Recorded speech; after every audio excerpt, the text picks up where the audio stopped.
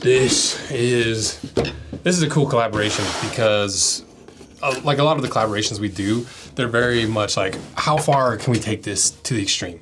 Like how can we take this old school way and twist it a new way? How do we combine this with this? You know, that's a lot of what we do for collaborations. This collaboration is something that has been desperately needed. You know, there's really no true heritage, traditionally built boots with a wide toe box that are affordable, you know, because these are gonna be under $300. And so it's cool in a different way because I'm like, oh man, we're like actually gonna make something that's gonna improve people's lives, something that people have been needing and wanting that nobody has done. And so we did it finally, you know, and I've been wearing them. You can see, where is my pair? This was my test pair.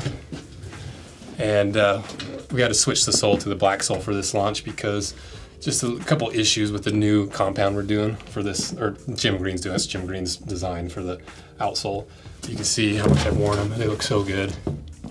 And they're so comfortable, you know, because and we'll go over it, like all the differences and stuff. It doesn't look so good. And this is a boot I've wanted for a long time. It's a boot for all my bros that work in boots for a living. They're always asking like, I like these traditional boots, but they're so narrow. Like, I want the width of like a Keen, but like the durability of like a heritage boot, you know, like, or I'm trying to think like what other people, even like Thorogood, you know, there's so many good like heritage boots, but they're missing a couple like important parts that are made out of synthetics that if they're made out of leather, it makes them a little less comfortable, but a lot more durable, a lot less stinky. And yeah, so I'm hyped to do it because it's a cool opportunity to make something that people need, and it's a cool way to solve a problem instead of making products that are very like I said, superlative and very like, a lot of the people that buy the collaborations, they're not like, oh, I need these for work. You know, they're for work and for fun and for style and for like, if you're a big boot nerd or you're a big leather nerd or you've always wanted to try the feeling of this kind of boot or you've never, you know, there's so many cool things about it, but this is cool because people need it. And so it's fun, you know. And so what are we doing in this video? Before I get even more rambly, I just kind of want to go through the pattern and where we started and where we ended up and the differences between the Barefoot African Troopers and the rugged African Troopers. So why did we release the rugged African Troopers? Well, we designed this pattern from the ground up. We started with the AR8, but we've changed basically every single line, every single angle. The whole pattern is basically a ground up build that me and Taylor and Jim Green did together. Because we were doing in-house prototypes here. We were using like our software we were developing the pattern, sending the pattern to South Africa. They were trying it on the boots. They would make some edits, send it back to us. And we did like, if you want to watch the iteration video, it's like 12 or like 7 to 12 different boots. I can't remember how many it was, but it was a ton of back and forth, a bunch of different boots. And the whole goal with that was to combine the way that Jim Green makes boots. They do a really affordable, the stitch down construction, really durable, really basic. And Jim Green has a very like South African, like unique boot vibe. And that's what a lot of people like about Jim Green is they're very unique and different. But I wanted to take the American boot aesthetic and the vibe and the functionality and infuse it into the South African boot like style with Jim Green. And that's exactly what this was, because we took inspiration from one of the most iconic American boots of all time, the jump boot. And that's why we call it, because it's for paratroopers, right? And so African troopers from the paratroopers, from the jump boot, that's kind of how it got here. And it was very successful because it's the same kind of deal. Like there really wasn't anybody making a true heritage quality boot that was a barefoot boot that wasn't just like super, super thin where nobody actually wants to wear it. And there's some small makers that are making some traditional barefoot stuff like this, but they're not at scale. You know, they're only making like 3 or 4 pairs. Like there's a company, I forgot his name, Dorado. They're like a wide toe box. It's the one dude that makes them. Barefoot with BEAR. They released an American version that's very similar to this. And so there's a lot of companies that were close but not quite there that have made them after we released this, or we found after we released this, because it was really the first massively available, or what's the word I'm looking for, widely available traditional barefoot boot. And it was really popular. People love it. People have been getting them over the last couple of weeks and months. Lots of good feedback, and we've used some of that feedback to actually tweak for this boot as well. But after we launched that, people immediately were like, hey, put that on a regular boot like sole. We want like a work boot. We want a hiking boot with this. We want like this pattern sick. Like make it something that like non-barefoot dudes want to wear. Like I want a boot that with all these features, but not the barefoot stuff. And so me and Gareth, we sat down and talked about it. I got on a few calls at like, it's like 2 a.m. my time, which is like 8 a.m. his time. So it's always like, I'm like exhausted from the day. It's so late and I'm like a little delirious, and he's just waking up for the day, a little tired, a little delirious. And so it's just like, it's always like fun chatting that late. And we were like, well, what do we do? Do we just like relaunch this on a regular outsole and just kind of be like, oh, it's the Barefoot, but with like more of rugged outsole? And instead of doing that, I wanted to add some additional utility and value to the boot because it is going to be a different boot with a different purpose. And the Barefoot African Trooper is simplified as much as humanly possible to be as flexible, lightweight, and simple as possible.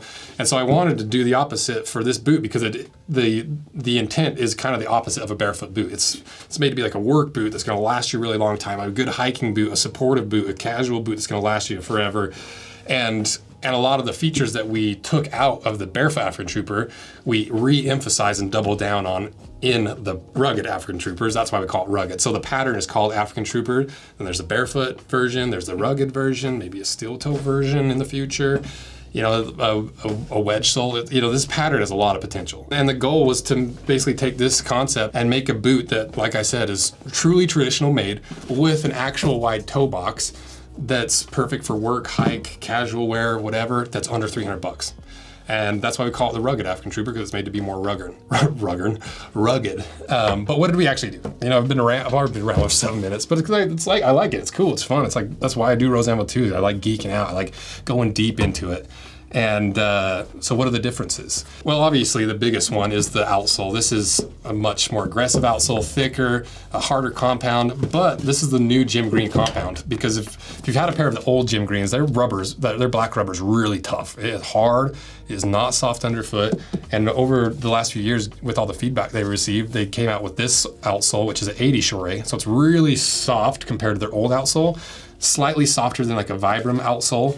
And so you get a little more grip, a little more squish, and I love it. I'll take a little loss in durability for that additional comfort and that gumminess that you feel when you're hiking in them. And so that's obviously one of the biggest differences, but to accompany that outsole, we also had to put a shank in it. So it has a steel shank to support it, where obviously with these, you don't want a steel shank because it's a different concept, like polar opposite concept, honestly. Then above it, basically the same rubber slip sole, so that rubber outsole bonds better to rubber than leather. But then that leather layer above, and it's still in the Barefoot African Troopers. It's a veg tan layer. It's like 3 to 4 millimeters thick. And then that's what you're standing on, is that midsole layer. There's no insole. It doesn't come with an insole.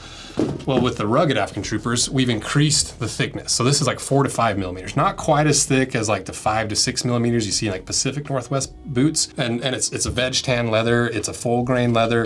And what makes it really different from the Barefoot version is there's an additional insole layer inside the boots. And so it's a little bit thicker, but the biggest difference is there's 2 layers of veg tan in the insole. Because like I said, with the Barefoot version, you can see you're literally just standing on that midsole. Where with this version, there's an additional layer of veg tan on the inside, which gives it more support, more structure, more rigidity.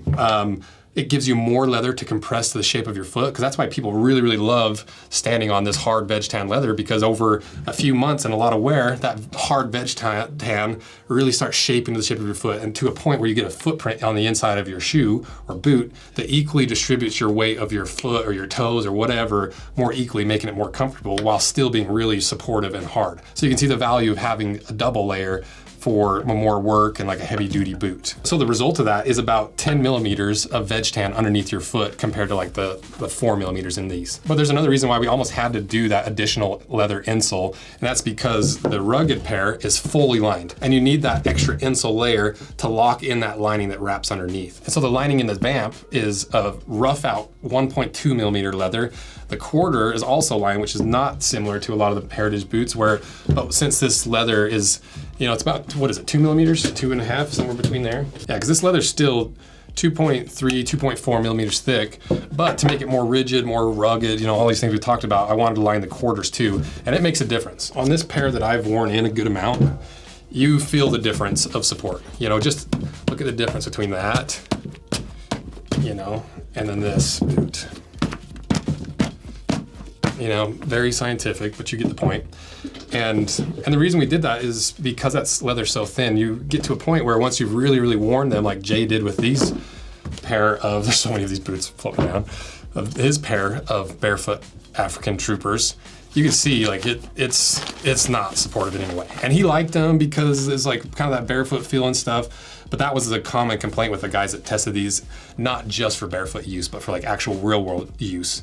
And so that's why we line the quarters. And it takes a while to break in. It's not easy because it's not just one thick layer of leather. It's two different layers of leather. One's 1.2 millimeters thick. The other is like 2.4 millimeters thick. So it's thick. So you end up with like 3.6 millimeters of leather with rubber, with the glue in between. And so it's pretty tough to break in. You know, I'm still breaking in this part where it flexes over top of like my instep and a little bit higher, but that's the price you pay to get it more durable, more supportive, all these things that you get from a fully lined boot like that. And at the same time though, you lose some of the breathability. It's gonna give you a little bit more locking in feel because you've got that, the two layers and the glue in between. So it's a trade-off either way, but I'm happy with it because it makes sense for this like rugged version. And obviously, because I helped design this boot with Jim Green, I was like, gotta throw an internal counter cover in there. Like the Barefoot pair didn't need it, obviously, because it's the typical like seam up the back, and so a lot of times you don't have that. But I was like, let's do it. If it's gonna be rugged, let's put an internal counter cover in there. And so it ended up with just the initial idea of like, let's make it a little more rugged. But then after like playing with the design and a few prototypes, it's like, no, there's actually some function behind how we could do this. Because right at the heel, you've got several layers building up that support that's gonna grip your heel and give you a lot more support than just a really simple like a layer of counter and external counter cover. So starting from the inside out, you've got that 2 millimeters of internal counter cover. You've got the 1.2 millimeters of lining behind it. You've got 1 millimeter of that synthetic counter. You've got 2 millimeters of the quarter that also goes behind there.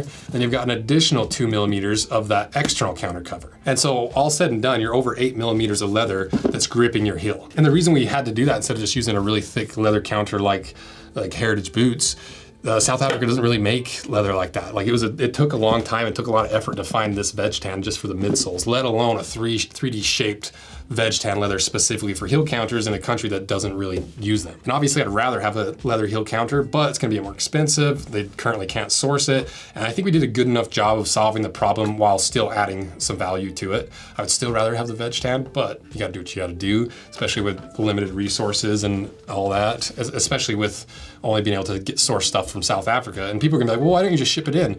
Because South Africa has a lot of import fees and tariffs and taxes, and to export it again costs even more. And so that's why it's so hard to make these boots out of like US leather, because it costs so much to ship it, import it, and then you gotta export it again and then import it back into the US. You can just see and feel how much more rigid it is. I guess you kind of can see on the camera.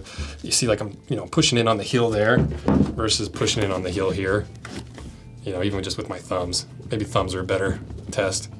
That versus that. Then obviously one of the biggest things aesthetically is we did the traditional work boot and like hiking boot, the heritage way of doing it, where you got the rough out in the vamp, rough out in the external counter cover, rough out on the heel stay, and then that grain side flipped out for the quarters.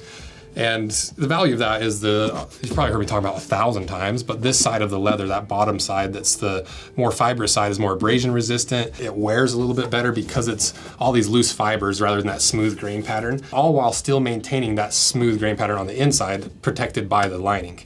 And so that's why in all the high wear spots, you have that flesh out, and the spots where you don't need it, you got the grain out. And then obviously we removed the toe cap, to give it a different vibe, a little different functionality, and we added a toe stiffener in here to give you a little more structure and a little bit of protection. Obviously it's not a steel toe or composite toe, but you can see the difference between these two boots and how that toe stiffener gives you extra volume, a little extra structure. But once again, there's a downside to it.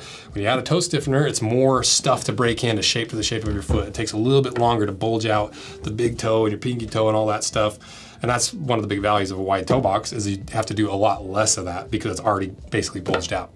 And And really the last thing we did was reinforce the pull tab just to make sure nobody's ripping that thing off, especially for like a work boot and like a heavy duty boot. So that's your main differences between the two and how they affect the boot and why we did it and the main differences, because we're gonna cut these in half on the main channel during the launch day, which I forgot to even tell you about all the launch information. So the Rugged African Troopers drop November 7th. And if you're on that limited edition email list, you get the early access. We're gonna send you the sizing video.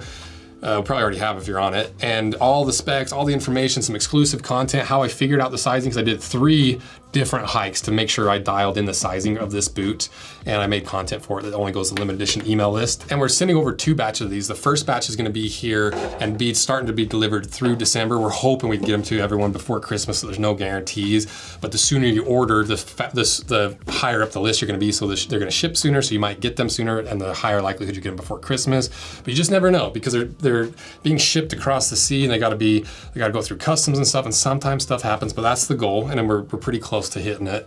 The second batch is going to be delivered in January to February, and then if we sell out of all those, we'll probably do another restock in April. And so make sure you're on that list, because you get all that stuff, you get the early access, you get to the top of the list to get your order as soon as you can. And in the shipment of all these, we also shipped over some extra Barefoot African Troopers, a couple of the Barefoot African Rangers, a couple other stuff. We'll put a big list of what's available and when they're dropping. So thank you guys for supporting these. It's fun to do collaborations, but especially collaborations on products that I think need to exist and people want that nobody's doing. It's fun to be able to do that, because it's just a cool angle to like really experience sides of the boot world and learn from the boot world that I wouldn't do if I didn't do these collaborations. To see the whole design process, why it works, why it doesn't work, why South Africa can't get veg tan, why even down to the logistics of shipping things overseas, from the sea, across the sea, under the sea, and all the design things. Everything about this has helped educate me while still trying to solve problems in the industry and create things that people desperately need but nobody else has made. And that is really fun. So thank you guys, get ready for the drop, and thanks for all the support. Shout out to Jim Green for being willing to put up with all these ideas and the ungodly amount of prototyping we did. I'll put links to this cut in half video, the prototyping video, the unboxing of these, the unboxing of that, all the stuff that you might want to see, I'll put it below. So thank you guys for all your support. See ya.